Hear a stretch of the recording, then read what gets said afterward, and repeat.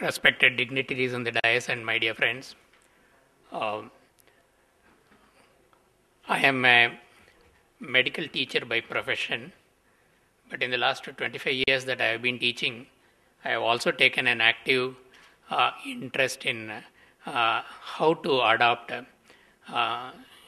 the technology, how to get it into the system.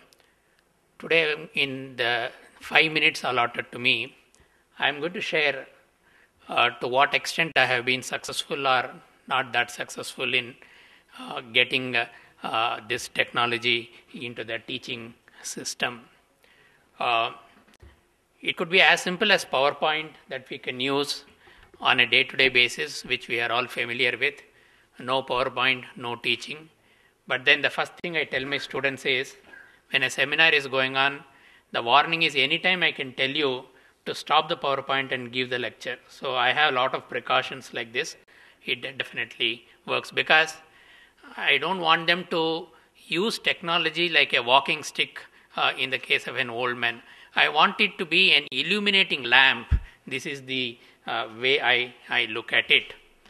Other than that, you see, whenever, let us for a moment imagine, forget the PowerPoint that I plan to show. I'll show you the actual examples. For a moment, let's imagine here is an audience of, say, 200 students.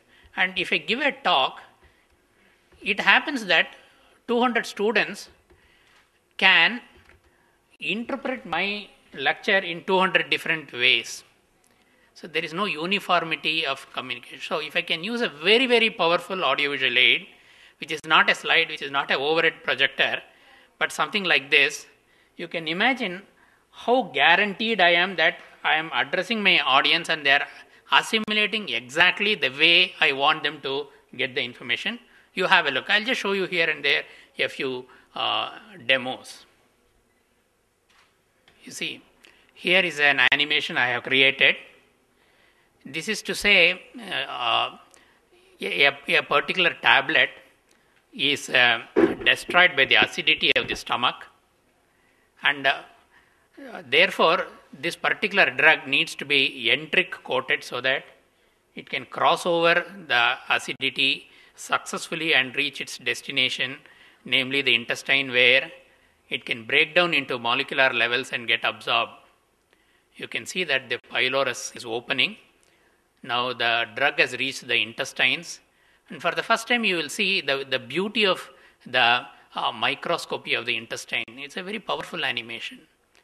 You can now see that the microscopic details are brought forward to the non-medicals in the audience. This is called as a villus, and there the drug is now going to be absorbed. Till the drug goes into the bloodstream, I have been able to animate it. No number of hours can substitute this small 66-second clipping. All that I need to do is just to show them this, and I have made sure that all the 200 members in my audience exactly know what I am talking. Imagine, this is at least a concept that can be grasped. Imagine a concept where I need to teach the development of a child or the parts of the human system in the womb of a mother, the field of embryology. Noting that this is an area of high discrepancy in understanding, I have been able to successfully generate thousands and thousands of video clips, animations for the entire subject of embryology. A to Z I have been able to do it. Like that, I have got thousands and thousands I have been able to do in the last 25 years. You may wonder how this is possible. Is it because of an institutional support, or let me convince you that I work at a college called St. John's Medical College in Bangalore. It's not a corporate entity. We are a very humble, shall we say, missionary organization.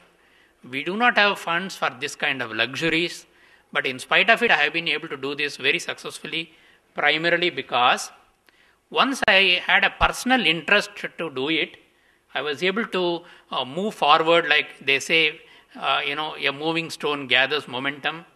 I was able to involve the talent of my students to create animations for me because they knew such and such a programming language and I knew the subject. Together we sat, Like that, I must acknowledge the role of so many students who helped me. A stage came where even the administrators began to realize that some good work is going on for teaching areas.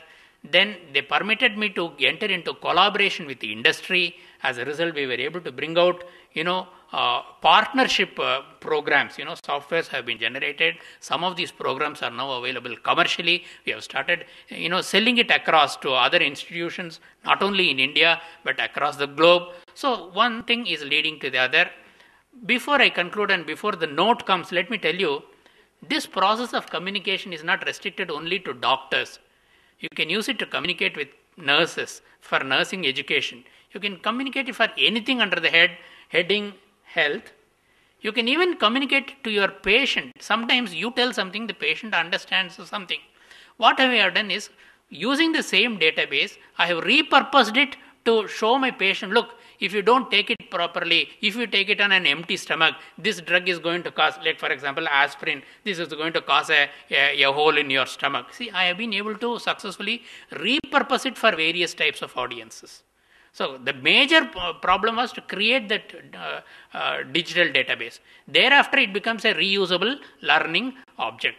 Not only that, another way of tapping funds to create this is the pharma industry. They are your biggest contributor if you are looking for funds, because for them every other day some new drug has to be brought out to the market, and for them sales force training, they need programs like this. Otherwise, what's happening is, by the time you train them, they are on to the next job for a better salary. So what they do is that they are looking for companies like this to produce these kinds of quick learning modules. So I can go on and on and on. There are so many areas. For example, there are CME credit points, which is becoming a big thing in India. You can create CME programs using reputed doctors, because physically you are not able to go to that place, sit there for two days or 3 days. So you can even think of having online teaching programs followed by maybe at the end of 1 year, 1 or 2 day sessions. Now, the work that I have done has reached such a level that my institution finally has decided that we have a chain of 200 hospitals attached to St. John's Medical College, and we have a high-end talent pool because we have super specialties, all that. Now, we have launched a learning management system. We have purchased a learning management system, hosted the digital content, and we are now starting a distance education program for all the peripheral hospitals, so that these doctors who are at the far end, in extreme remote locations, they will have access to latest information which will be made available through this. This has been my journey in the last 25 years in the field of e-learning. Thank you for your patient listening.